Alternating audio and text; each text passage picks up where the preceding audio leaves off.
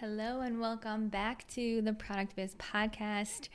We have part 2 of what we started with last week's episode. So we just wrapped up talking about how to be more productive. And now the question that may come up is, okay, Monica, you gave me tips on how to be more productive, and still I have so much on my plate that I'm still struggling to get it all done. I'm still struggling to find the time. Even though I'm focusing, I'm not multitasking. I understand why.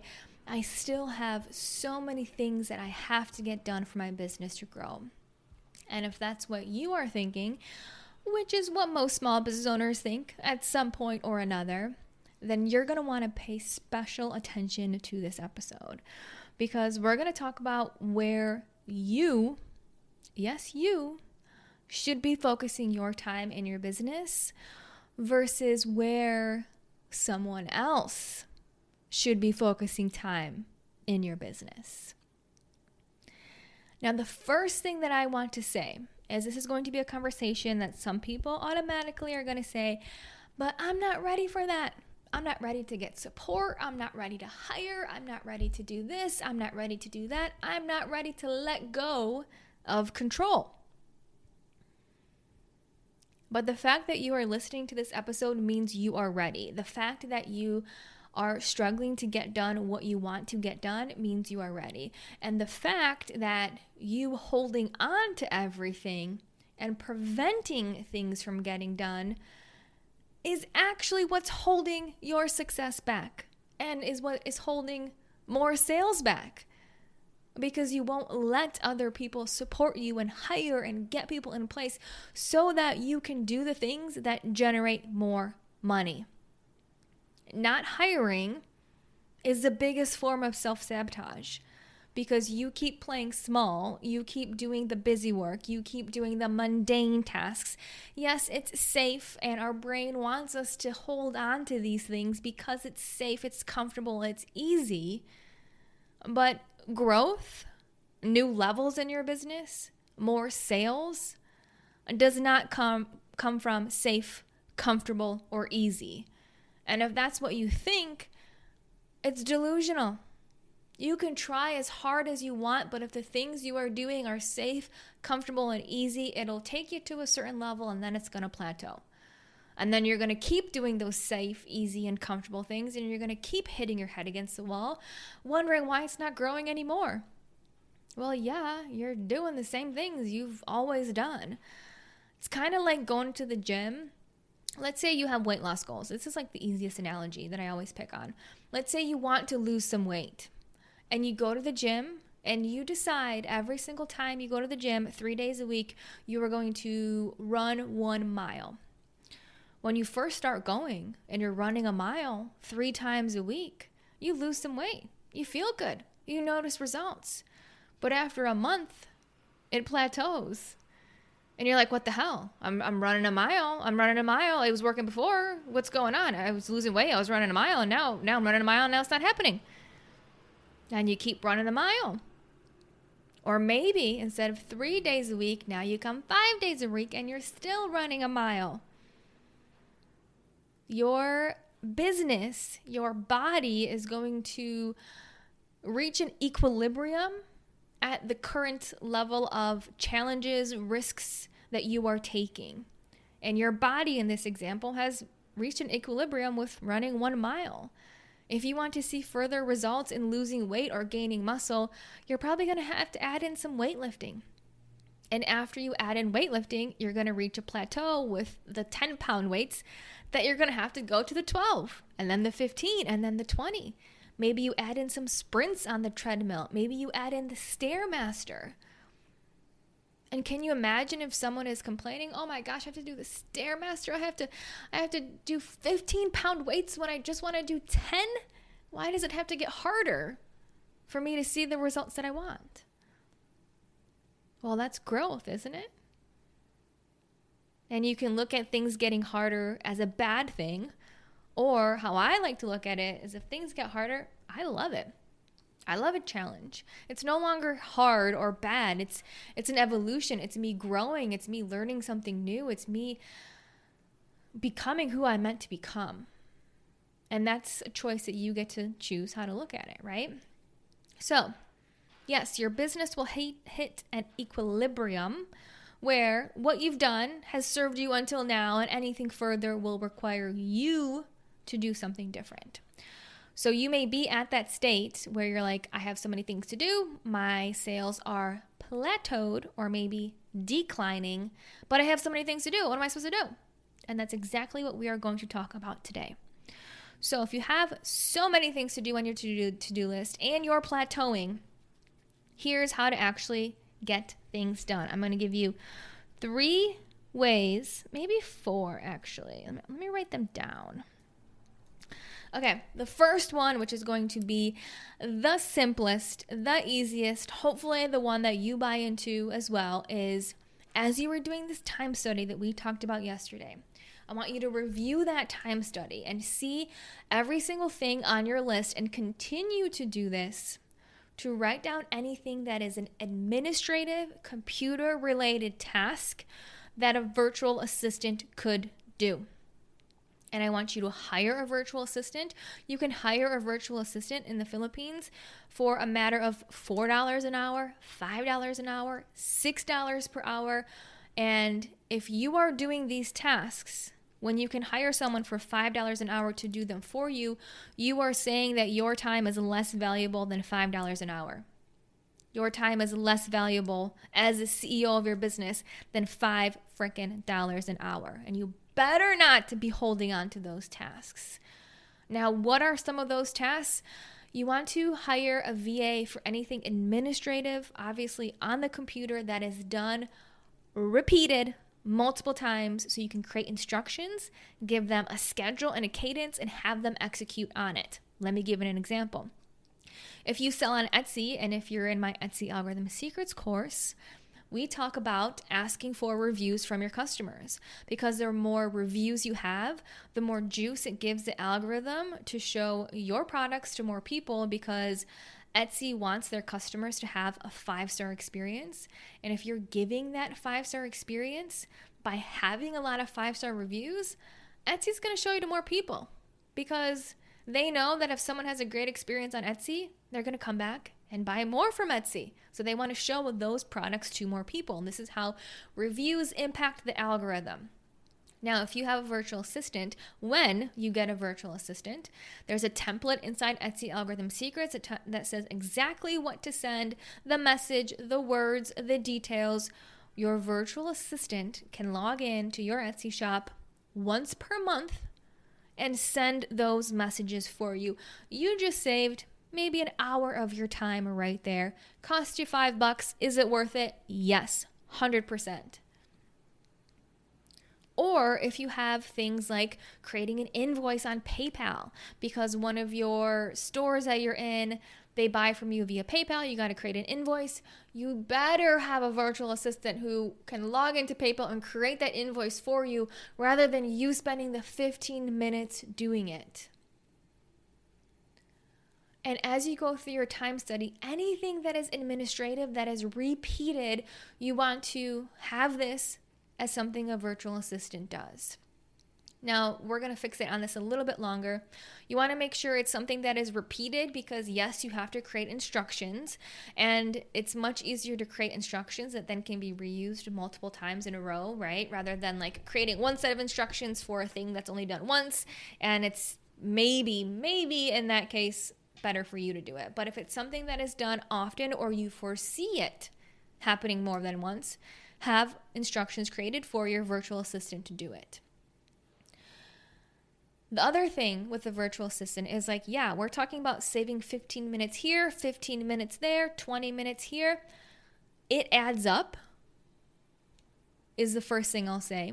Number 2, it prevents you from context switching. Remember, we talked about in the last episode of every time you switch from sending an Etsy message to creating a PayPal invoice to sending an email, you're losing brain power every single time, because your brain has to reacclimate with the new thing that you're working on.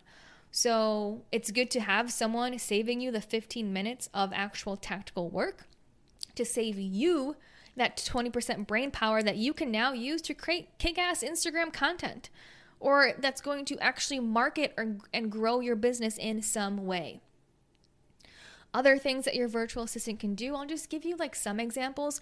You can create customer service reply templated emails. So if you have a customer saying, hey, my item arrived broken, they know how to answer it.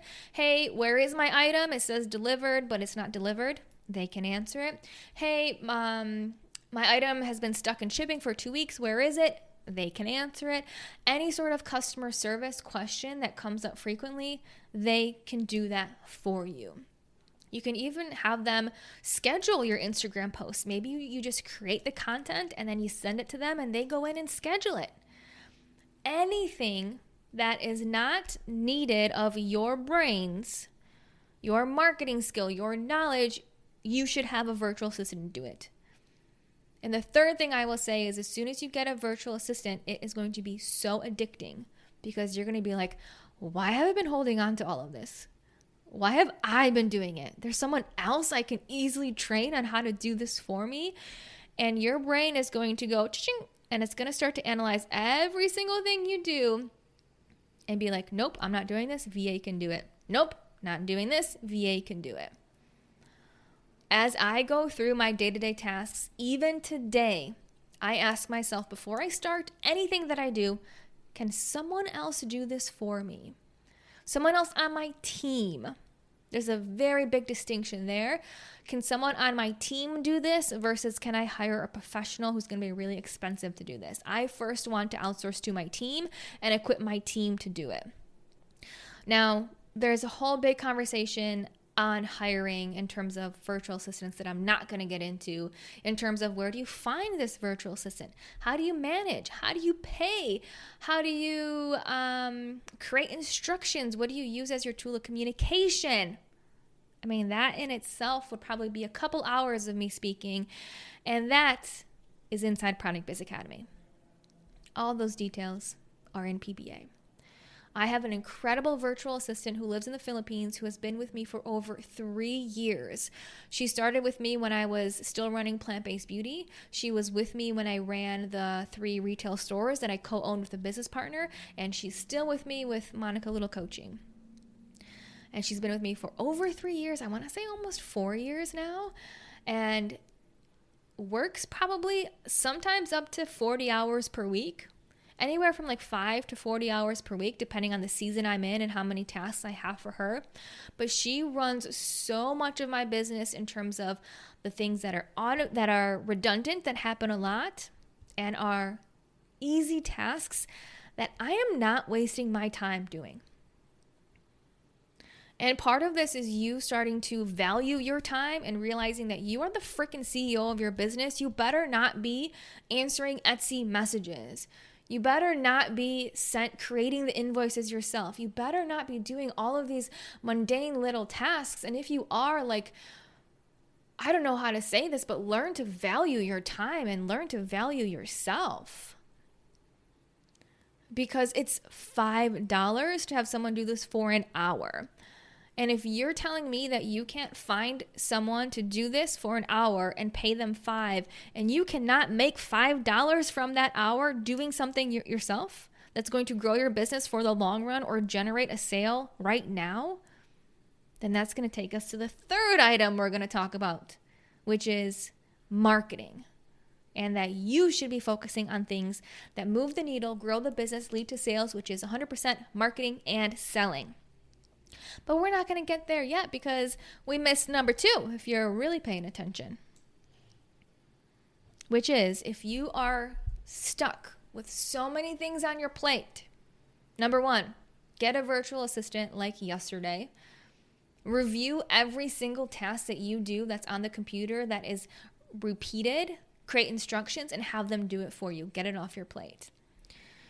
And then if you're still like, okay, cool, that has given me like an extra hour or 2 hours per week, cool, 10 hours per month, awesome. But I still have so much to do. I still have so much on my plate. I still have so much going on and not a lot of sales to show for it.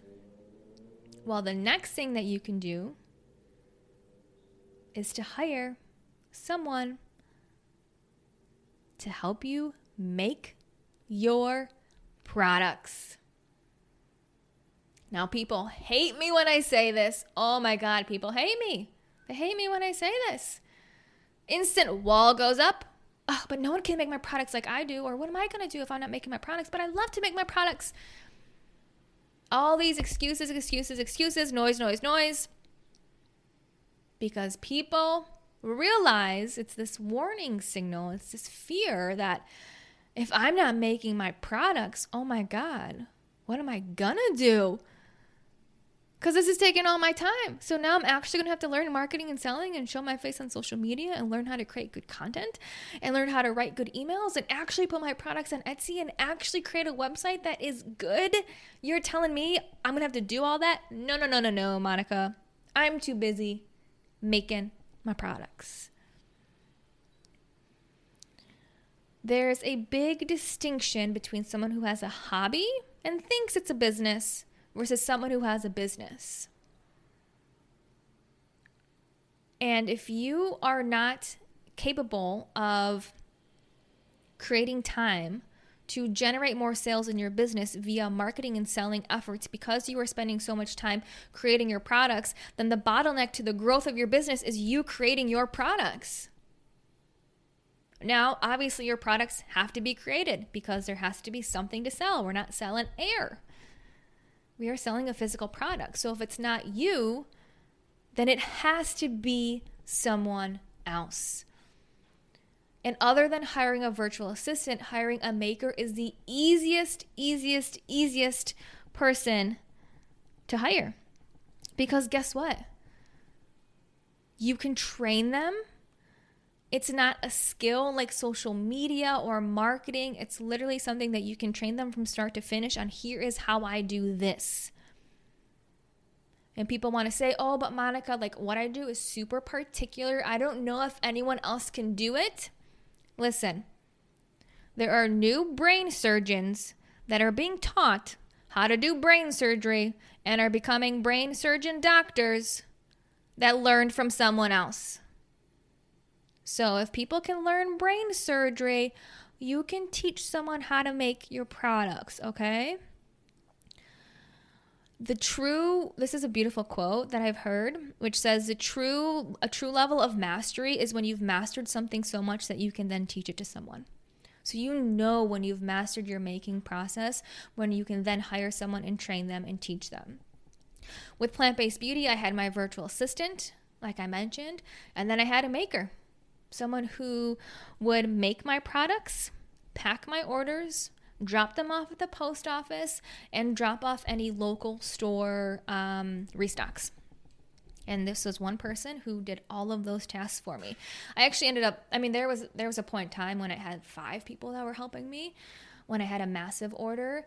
And this person, I had a couple people who helped me just in terms of employee turnover, etc. But at the gist of it, I had at least one person helping me make my products and pack my orders and drop them off. There is absolutely no reason, we'll get back to the making conversation, but there's absolutely no reason that you are dropping off your products at the post office by yourself. Like should be someone else who does it. There's no reason that you are doing local store drop-offs with you driving and you doing it. Maybe for the first one, if you want to take pictures of your products or meet the store owner, fine. But otherwise, if it's literally a drop-off, there's no reason it should be you. Because if that's, let's say, this may be a $15 or $13 per hour role, right? You're the CEO. You are not a $13 per hour employee, yet you're acting as and completing the tasks of a $13 per hour employee. And having someone else do that for you is going to open up your time to actually make more money, okay? No reason for the CEO of a business to be doing drop-offs at the post office or at local stores. You can easily hire someone to do that. Now, in terms of making the product and packing orders, let's get back to that conversation because some people still are like, this was a good one. Someone was like, well, but I do polymer clay earrings and it's really hard to teach people how to actually make the earrings. Okay, fine. Sure, that probably has some challenges and will require quite a bit of training. Is it impossible? No. Is it possible? Yes. However, I'll let you hold on to that for now because you can still hire someone to do all the sanding. You can hire someone to glue the back of the earrings onto your polymer clay earrings. You can hire someone to punch the hole cards that then the earring goes into. You can hire someone to pack the orders. You can hire someone to drop off the orders. You can hire someone to do local store drop-offs as well. So now, yes, maybe you are still the creator of the earrings, but once they come out of that oven, that easy bake oven, everything else after that is not your duty and not your job. And then as you get more comfortable, because once you hire your first employee and see how helpful it is, then it's like, okay, cool, I don't want to do this anymore. Let me have someone else do it because this is so freeing and so liberating. You'll start to realize, okay, fine, I can train them on some easy ways to make this product, and then they'll get better and better and better and can create the more complicated ones too. Now, what will this require of you? Well, number one, it will require of you having really good communication skills to train someone, really good documentation of what the process looks like. Do you need to have a separate studio space? No, you can have someone come to your home. Or I know some of my PBA members train their employees and then the employee makes the product in their own home. You can even do that. And the question that always comes up here, and this isn't going to be a whole hiring topic, but what about proprietary information? What if they steal my designs? Listen, number one, if this person wanted to be an entrepreneur, they probably already would be an entrepreneur. Number two, you damn know that even if they know how to make the polymer clay earring, it's the marketing that leads to sales. And are they going to do that? Can they just siphon that out of your brain? No. So I'm not worried about it. I was never once worried about someone stealing my formulas or stealing my ingredients. Like, if they want to, cool. Like, good luck. Seriously, sayonara, good luck. Let me know how it goes. If you learn anything, come back, okay? Tell me all your secrets. They're not going to do that. And if they do, like, it's not going to lead to anything. And trust me, if someone is building a business based on information they steal, it's not going to last very long. So we'll put that to rest too, okay? However, I just want to round out the conversation and say that if you are spending most of your time making your products and you have no time to grow the business and your sales aren't where you want them to be, consider those related. Or if you're somehow managing to juggle it all, which I did for a while, like I mentioned in the last episode, you're managing it, you're making the products, you're doing the drop-offs, you're doing the marketing work, and you're not getting the results that you want. Here's why. From all of this work that you're doing, the admin work, the making the products, the dropping them off that you won't let go of, you are removing and reducing and diminishing the energy that you have for marketing. So when you show up to do marketing, it's half-assed, it's crappy, it doesn't work, and it doesn't lead to actually getting your customers to purchase. So the answer is to remove the admin work, to remove the making work, to remove the dropping off work so you can show up in your fullest energy with your most creative energy, with just being energized to grow your business and show up in a way that leads customers to buy from you. Because if you are showing up on Instagram, let me just pick on Instagram. If you are like doing all the things in your business, and then you're like, oh my gosh, I got to post today. What do I want to post? And you just half-ass something. Okay, you're going to get half-assed results. Or if you're burnt out, exhausted, have nothing in your cup, and you're still posting on Instagram, but it's just crappy. It's not good. The caption sucks. It's not going to lead to results either. So when we look backwards, what is the bottleneck? What is preventing good content that can lead to sales? Well, shit, Monica, I'm burnt out from making products all day, from doing this admin baloney. And when I do post on Instagram, it's this crumbs of my energy. Okay, cool. Seems like you need more time to create better content. What's stopping you from that? Well, I'm busy making all day, packing orders, dropping them off. Great. You just found the root cause of why your business isn't growing.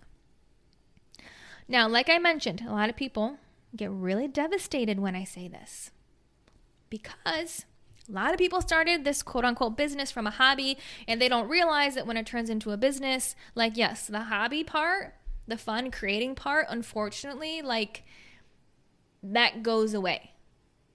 And I always use this example. Think of Lush Cosmetics. I don't know if it's cosmetics, but Lush Bath and Body. They have the bath bombs, the lotions, the body butter, the shampoo. If you go to one of their stores, it's like the black store with all like the neon colors for the fonts. Is the CEO of their business making that bath bomb? Is the CEO of their business making that lotion? Is the CEO of their business making that shampoo? Hell no. I hate to break it to you, but that is a minimum wage job. They have a manufacturing facility, a plant, a warehouse that they hire minimum wage employees and they train them on how to create the product, and that's who's creating it. And the CEO of that business is focusing on the vision, where it wants to go, how it's going to get there, and the projects that fall into that in order to reach those goals. So, a part of the hobby, the creative, the fun part has to die when you decide this is a business. Because if you hold on to that with all of your might, you are going to self-sabotage your success. You're going to self-sabotage yourself, and your business won't last. It won't. Because you're going to keep spending all your time, energy making products, doing drop-offs, doing porch pickups, that the business isn't going to grow, and then what happens? It closes, and you're back to where you started. So there's two things I want to say to this. If you're like, Monica, but the whole point of my business is because I love to create. Well, you have to shift that. When it turns into a business, it has to shift to the whole point of my business is I love the joy it gives to other customers, to other people. I love the impact it makes on others. It's no longer about you. It's not. And this is where people get stuck because, oh my gosh, Monica, but I love to create. I just love to make pottery. All I want to do is make pottery all day, every day. Me. When you create a business, it's no longer about you. When you have a hobby, it's about you, right? Like this hobby is for my joy, for my fulfillment, for my creative expression. As soon as it turns into a business, it's not about you, it's about your customers, and you better focus on them and have so much passion to create an experience for them that they love, that they rave about, that they leave a great review. And that has to be what lights you up more than the creative part of making the actual product. Because if the creative part is the only thing that lights you up, well, cool. You have a hobby that you're trying to turn into a business that isn't going to get very far. And people want to get mad at me and people want to hate me. And listen, it's like, I'm just telling you the truth. I didn't make these rules. I'm just telling you the truth. That switch to customer focused, purpose driven, that is the shift of a CEO and of a business owner. And for me with plant-based beauty, it was 100% that. I knew how much these products helped me. I was going through so many hormonal imbalances. I had the worst cystic acne. And I had dry skin and irritated skin and oily skin and all the above. And when I found products that worked for me, that were made of superfoods, that were good for you, that were good enough that you could actually eat the ingredients if you really wanted to, that had no chemicals, no preservatives, that were just inspired by nature, full of superfoods, healing, nourishing. When I saw how that impacted my skin and how it cleared my skin, then I realized I had to share this with other people. And my passion and my purpose and mission became, there's anyone else out there struggling like me, I want to help them. And when I started to get reviews from people of how much my products were helping them, of how much it helped clear their acne scars, it helped clear their acne, their cystic acne, that to me was pure joy and pure purpose. And it no longer became about me making the product. That wasn't part of it at all.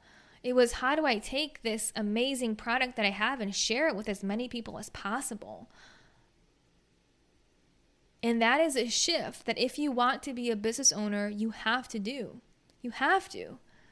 And my business coach says this all the time, that when you become a business owner, the entrepreneur has to die. The creative, always new, coming out with new stuff has to die.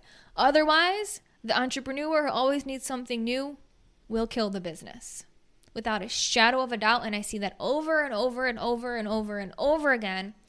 Even some people in Product Based Academy, which kills me because I bring this home so much, yet people want to fight me on it and people don't believe me. So they go back to coming out with more products and new and more and more and more. Or there's also people who get addicted to rebranding and rebranding and rebranding and rebranding and rebranding. That those people, their businesses don't last. I can think of some PBA members that literally I've had conversations with them on no more new products. This is going to do more harm than good, yet they still do a massive new product launch and then they burn themselves out completely to the point that they hate their business and they close their business. So yes, the creative part has to go away and the impact part has to step up to the plate. Now, am I saying don't have any joy in business? Don't have any joy in life? No. Number one, find a new hobby that you don't try to monetize and have that hobby just to have a hobby. So for me, that's reading books. That's paint with numbers. That's doing Sudoku. I think that's how you pronounce it, Sudoku. Word puzzles. It's travel. It's being in nature. It's going by the pool. It's going for walks. It's going to berries. It's workout classes. It's eating healthy. It's trying new restaurants. Those are my hobbies that I'm not trying to monetize and turn into a business, and they're very sacred to me because of that. Number two, find ways to make the rest of your business, that is not the making part, actually fun. And this is where kind of what we talked about last episode, but not really. Falling in love with problem solving, falling in love with rising to the occasion, falling in love with showing yourself what you're capable of, falling in love with learning new skills, falling in love with personal growth, falling in love with doing something scary and seeing that you can handle it, falling in love with just showing up your most authentic self, falling in love with removing all of your fears one by one, falling in love with impacting people, falling in love with the legacy you're creating. If that is what you focus on and have fun with, it's game over. And that is 100% how I run my business and have run my businesses for the last few years. Because it almost always starts as a hobby or an idea, but then we have to learn to make the business part fun and enjoyable and like the best time of your life. And that's why some people can do it and some people can't. Because some people can't let go. They just can't let go. And that's okay. Because maybe it's not meant to be in their cards for this lifetime. But now, to bring us back, we talked about if you have no time to grow your business because you're doing all the things, so many things on your plate. Number one, virtual assistant. Number two, hire someone to make your products, drop them off, all of the above, pack the orders, etc. And then you're going to be like, okay, Monica, well, what am I doing now? Because all my time has been freed up. What do I do? And the answer is number three, you focus on marketing and selling. And really learning how to market your products and sell your products. The strategy, the direction, the platforms you sell your products on, mastering your website, mastering Etsy, mastering Faire, mastering store outreach, mastering Instagram, mastering TikTok. Oh my gosh, there's so many things that we have to master that we get to master. And that is where your time should be and your time only. Because marketing and selling is the hardest thing to outsource. Because if you think about it, the person who knows your business the best and the most is you. The person who knows your customers the most is you. The person who knows why the products were created and the way that they do and the problem that it solves is you. The person who can connect with the customers because of your story that led to the business that you now have is you. And it's really, really, really, really, really hard to outsource that. And a lot of people don't like marketing and don't want to learn marketing. So they outsource it to like, let me have someone else do my Instagram for me. Let me have someone else do Facebook ads for me. Let me have someone else do my email for me. And they just throw money at it, hoping that like someone please sell my products for me. Someone else, not me. Anyone but me, sell my products for me. But the truth is, you are a marketer above everything else. And that is exactly why, shameless plug, because I want you all to shamelessly plug your products in every place that you can. That is exactly why I created Product Biz Academy, for you to learn marketing, for you to understand how it works, so then you can bring your knowledge of your business, your products, your customers, pair it with the marketing and selling knowledge in PBA to actually bring it to life and see results. Let me give you a very tactical example. I'll give you two. When I was running Plant-Based Beauty, I hired an Instagram agency to run Instagram for me for about a month. It was about $1,800, $1,800 for a month. And I was like, okay, fine. They're going to do some photos. They're going to do some reels. Let's see what it's like, because this is pretty freaking expensive. $1,800 for 1 month. Let me just roll with it. And I learned a very hard lesson, which is why I share this with you now, that they created some great content in terms of photos and reels. It was good. It led to 0 sales. 0. Zip. Nada. 0. Absolutely none.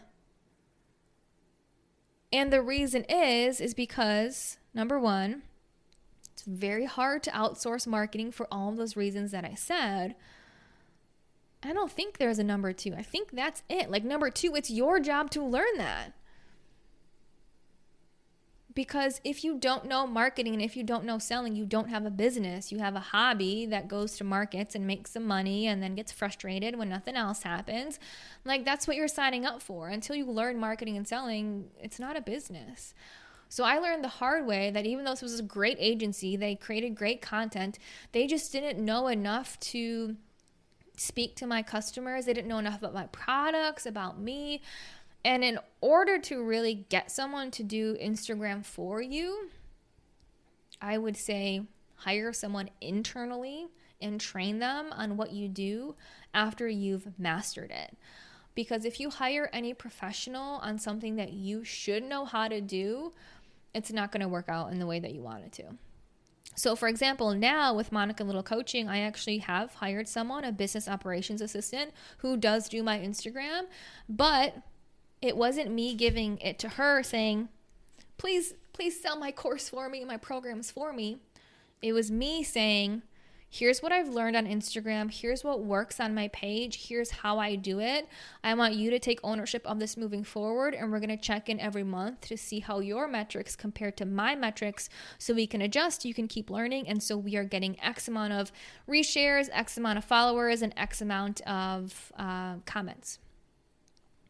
So I'm still hiring for Instagram in that way, but it's totally different approach. So I would say the role that you should not hire for is anything marketing related. Now there's a little asterisk here because yes, you should hire a photographer that is marketing related, but I want you to be very involved in the direction of that photo shoot. Otherwise, the same thing is going to happen. Like that Instagram example, they are going to take direction of the photo shoot and they probably have a great creative vision, but they need to know your creative vision as a CEO. They need to know what will connect with your audience. They need to know what your e-commerce websites need to have, and you need to communicate that with them.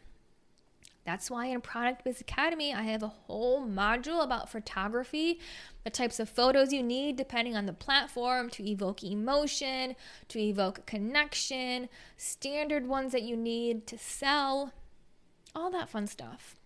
Because it's still marketing and it's still The direction has to come from you.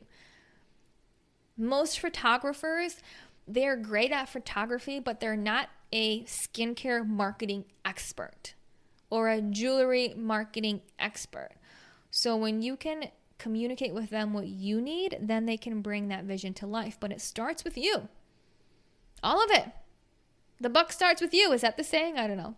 But seriously, it starts with you. And that's why marketing and selling is so freaking important.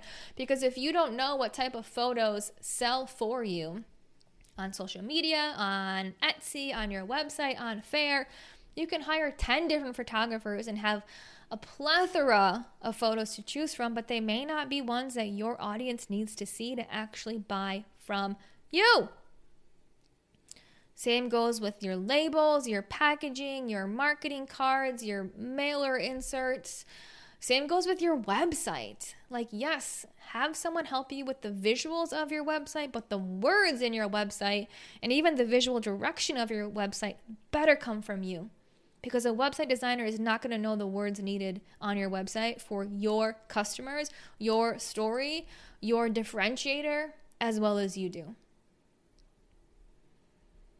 So, a lot of people start with that in terms of where they outsource. Like, let me outsource my social media. Let me outsource my blogs. Let me outsource my emails. Wrong place to outsource. And I would rather have you insource, if that's the right word. Hire someone internally, like the example I shared with you of how I currently do with my business, to do those for you after you have mastered them. And if you haven't hired a VA for your admin or a maker to make your products and drop them off, you got to start there. Because then you can free up your time to do the Instagram, the email, the blogs, the Etsy, the Fair, the store outreach, the website. And that's how you actually make money. You sitting behind a table or standing behind a table making your product is not making you any money. It's not. It's making you $0. Now, of course, you need the product to fulfill an order, but the act of you sitting or standing behind a table making your candles is not making you money. So, what are you going to do about it? Life is choice, so the choice is yours. Now, I'm going to end with professionals. Like, when do you hire a professional? And it kind of ends with what we were just talking about. Like, yes, hire a photographer. Please don't do photography on your own. However, when you work with a photographer, you need to know the exact images you want for the exact purposes you need to give them that direction. Hire a website developer. Cool. But you need to know the visual direction, what your target audience needs to see. You need to create the words that go into your website. Branding. Absolutely. Work with a professional for the branding, but you need to know what your product, what your brand is about, and how it serves your customers. Packaging. If you do hire someone to do packaging, you need to know the exact words that go on your boxes, on your labels, because most packaging designers aren't marketers. And if they are marketers, again, they're probably not skincare marketers and don't know enough about it like you do. Like the words that your customers need to see on the front of that label to be interested. Now, good thing is in PBA, we talk about photography, what photos you need. We talk about branding, how to create a brand. We talk about website, what you need on your website for it to actually convert. And we talk all about packaging and labels and the specific words, the specificity you need to have on your labels. So I give you the marketing knowledge to either do that yourself, or if you want to then partner with a professional like a photographer, you know the photos to request from them. And then in PBA, I give you all the steps for Etsy, for Instagram, for Fair, for your website, for store outreach. The list goes on and on and on and on to empower you to be the marketing expert of your business. And that's what PBA is. And I'll never forget this one moment when someone asked me, Monica, I want to know what you're going to do for my business if I join PBA. And I had to tell them, PBA is not about what I do for your business. PBA is about what you learn to do for your business. because you are the CEO, you are the marketer, you are the one who's going to take this knowledge and bring it to life with your business. I don't do any of the work for you. And if I was a consultant doing the work for you, it'd be 100 times the price, right? This is about empowering you to know marketing so that you can generate sales across different platforms and so you can grow your business, because I will not rob you the lesson of doing the work for you. I will equip you with the tools, with the knowledge, and then you take that and bring it to life. I tell you the 10 photos that you need on Etsy to convert Etsy shoppers who have never heard of you before into buyers, and then it's up to you to take that information and create the photo list and get the photos that you need based on your business.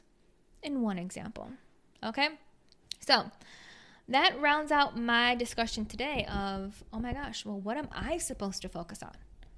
And I have so much on my plate. What do I do? Well, to sum it up, number one, if you have so much on your plate and your business isn't growing, you need to let go of the tasks that are not generating income so that you have creative space, time, and energy to do the tasks that generate income. And you should be spending, let's say, 80% of your business time on marketing, 20% of your business time on managing your admin and your maker. And you are going to see so much success if you follow those instructions. And if you're wondering, but I'm not ready yet, I don't have the money. I'm not ready yet. Yes, you are. I don't have the money.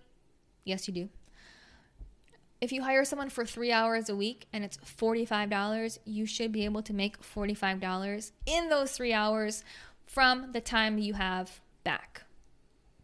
And if you don't, well, you better learn marketing and selling so that you do. Okay? Trust me. From a place of love, this is the key. Well, thank you so much for hanging out with me on this week's episode of the Product Biz Podcast. If this was a good episode, let me know. Send me a DM on Instagram at Monica Little Coaching, and I will see you next week.